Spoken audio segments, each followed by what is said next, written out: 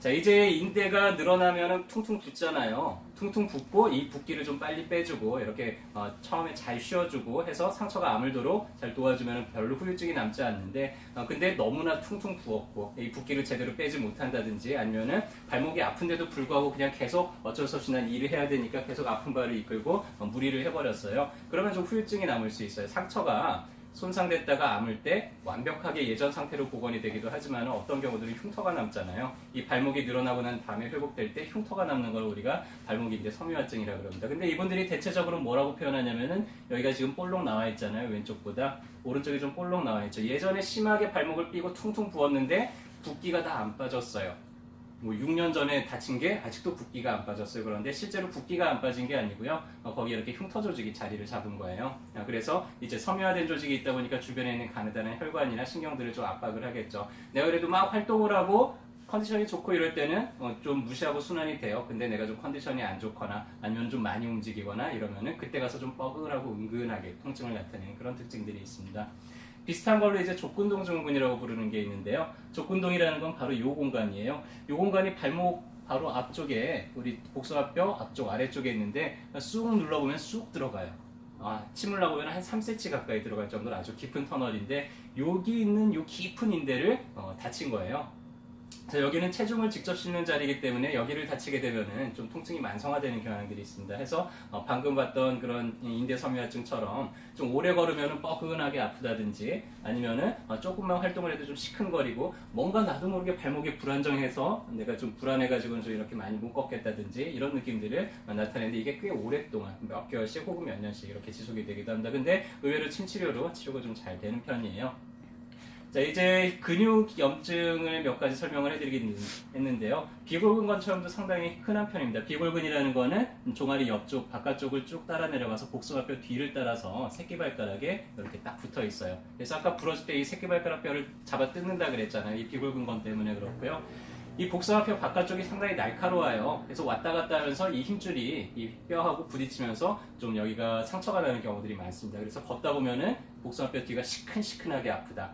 그러면은 일단은 비골근건의 문제를 의심을 해볼 수가 있고요. 염증이 있으니까는 누르면 아플까요? 안 아플까요? 염증이 있는 부위는 누르면 되게 시큰하게 아파요. 그래서 직접 눌러보고 발목을 뒤로 젖혔더니 여기가 시큰하게 아프다 그러면은 이제 이걸 의심을 해볼 수가 있고요. 발목을 좀 잘 고정시켜 놓고 한 2주 정도 움직임을 좀 제한하면서 치료를 하면은 또 쉽게 치료가 되는 질환입니다. 아킬레스건이 다치는 경우들도 많아요. 비복근과 가자미근이 뭉쳐가지고 이렇게 아킬레스건에 의해서 뒤꿈치에 붙어 있는데 여기가 이제 염증이 생겨요. 걸을 때 특히 이제 발을 뒤로 젖힐 때 해서 걸을 때 이제 뒤로 젖히는 발에 뒤꿈치가 좀 시큰시큰 아프다든지 그러겠죠. 만성화되기도 쉽기 때문에 초반에 치료를 잘해서 빨리 붓기를 빼고 염증을 가라앉히면 괜찮은데 만성화되면 때문에 이렇게 퉁퉁 부어요. 그러면서 통증이 꽤 오랫동안 남을 수도 있습니다. 자, 그 근처에서는 점액낭이 아까 그 보호장치가 있다 그랬잖아요. 점액낭이 부어가지고 이렇게 볼록 튀어나오는 경우도 있고요. 이 경우는 훨씬 더 치료가 쉽고요. 아킬레스건이 끊어져 버리는 경우도 있어요. 그래서 아킬레스건이 끊어지면 이제 어떻게 될까요? 디딜 수 있을까요? 디딜 수는 있는데 뭔가 좀 덜렁거려요. 까치발을 할 수 있을까요? 까치발을 하기가 어려워요. 그래서 뭔가 강하게 충격을 한번 받으면서 여기가 뭔가 툭 하는 느낌이 있었다 그러고요. 그러면서 완전히 끊어지면 아예 통증이 좀 덜 느껴질 수도 있습니다. 근데 발이 힘을 쓰기가 좀 어렵겠죠. 그럴 때는 한 달 이내에 수술을 하셔야 된다 그랬어요. 보건 수술을 받아야 됩니다. 자, 이제 관절에서 나타날 수 있는 통증들 몇 가지인데 발목 충돌 증후군이라고 하는 게 있어요.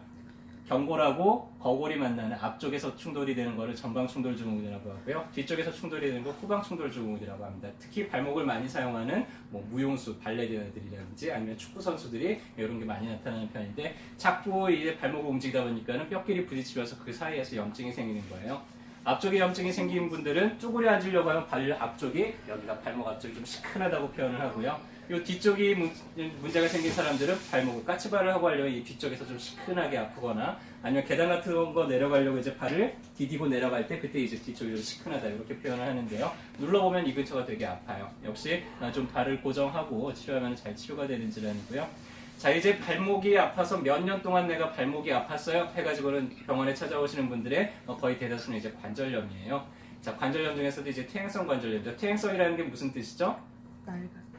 퇴행성이라는 건 낡았다는 얘기예요. 모든 기계는 사용할수록 점점 낡아요. 근데 이 발목은 걸을 때마다 내가 하루에 5,000보를 걸으면 5,000번씩 자극을 받아요. 10,000보를 걸으면 10,000번씩 자극을 받아요. 그러다 보니까 이제 좀 사용을 많이 하다 보니까는 특히 관절염이 많이 생기는데요. 특히나 이제 체중이 많이 나갈수록 더 빨리 손상이 되겠죠. 그래서 정상적인 발목은 이렇게 마진도 매끈하고 그다음에 간격도 있는데 점점 이제 관절염 퇴행화가 진행이 될수록 마진도 울퉁불퉁해지고 요 사이도 좁아지기 시작을 합니다. 자, 그러면은 잘 움직일까요? 안 움직일까요? 아까 뒤로 젖혔을 때 20도, 구부렸을 때 50도, 외전 이렇게 5도 이상 움직여야 된다 그랬는데 관절이 굳어졌으니까 이 모든 움직임이 조금씩 다 모든 방향으로 제한이 되기 시작을 합니다. 하지만은 정상 관절로 이걸 바꿀 수 있을까요? 없어요. 그거는 아기로 다시 태어나야 되고요. 새 제품으로 다시 만들어야 돼요. 그거는 불가능한데 기름칠을 잘 하고 그래도 좀 정비를 해주면 한동안도 쓸만해질 수 있습니다. 그래서 봉독이나 강고랑 같은 걸로 한 2달 이상 꾸준하게 치료를 하면은 또 웬만큼 좀 부드러워져서 이제 한동안은 쓸만해지고요. 그런 식으로 이제 꾸준히 관리를 하면은 치료가 되죠. 마지막으로 이제 통풍이에요. 통풍이라는 거는 요산이 축적이 돼가지고는 요산결정체가 상당히 날카롭고 뾰족하게 생겼어요. 이게 관절이 침착이 되면서 주변부를 찔러서 염증이 생기는 질환입니다. 자, 가장 많이 생기는 거는 엄지발가락이고요. 그 다음으로 많이 호발하는 부위가 발목이에요. 이제 통풍으로 인해서 통증이 생기면 한 일주일 정도 디디지도 못할 정도로 엄청 아파요. 가만히 있어도 계속 욱신거리고 아파요. 그런 게 이제 특징이고 염증이기 때문에 이게 좀 만성화되면 이제 결절 같은 게 생길 수도 있어요. 여기 뭐가 툭 튀어나왔죠. 저런 것처럼 이제 석회질이 낀 모양으로 결절이 생기는데 급성기 때는 부항을 뜨거나 피를 빼주면 이 요산이 직접 피로 바깥쪽으로 빠져나가면서 훨씬 더 쉽게 가라앉게 되고요. 만성기 때는 한약을 좀 꾸준하게 써서 요산이 축적되지 않도록 하는 체내 환경을 좀 개선을 시켜주면 치료를 할 수가 있습니다. 자, 그래서 발목에서 통증이 느껴지는 질환들을 좀 어떻게 감별하는지 설명을 드렸고요. 자, 여기까지 듣고 보니까 발목이 내가 아파. 그러면 이제 어디 가서 치료받으시면 될 것 같아요? 어깨동무 한의원이요. 정답이네요. 자, 근데 어깨동무 한의원에 오시면 안 되는 몇 가지가 있었어요. 뭐가 있었죠? 골절. 일단은 정형외과 수술적인 치료가 필요한 경우들이 있었어요. 첫 번째는 이제 골절이죠. 골절을 어떻게 감별한다고요? 걸을 수 있나요? 못 걸어요. 못 걷는다 그랬죠. 4발짝 이상 내가 참고 걷기가 어렵다. 그 다음에 아까 얘기한 4가지 포인트를 내가 손으로 눌러서 되게 시큰하게 아프다. 그러면은 그때는 사진을 먼저 좀 찍고 오시는 게 좋습니다. 또 하나 있었어요. 또 뭐가 있었죠? 인대가 끊어지거나 아니면 힘줄이 파열된 경우. 그때는 내가 힘을 쓸 수 있나요? 없죠. 네. 관절이 덜거덕거려요. 이렇게까지 움직이지 않는데 하면서 덜거덕거린다. 그때도 초음파 같은 걸로 봐서 일단은 먼저 적합 수술을 받고 그 다음에 이제 후유증을 한의원에서 치료를 하면 되고요. 그 경우가 아닌 경우에는 바로 이제 한의원으로 오셔서 치료를 받으시면 되겠습니다. 저희가 날마다 알려드리는 이런 내용들이 여러분들 건강을 지키는데 또 여러분 주변 분들과 건강을 나누는데 도움이 됐으면 좋겠습니다. 감사합니다.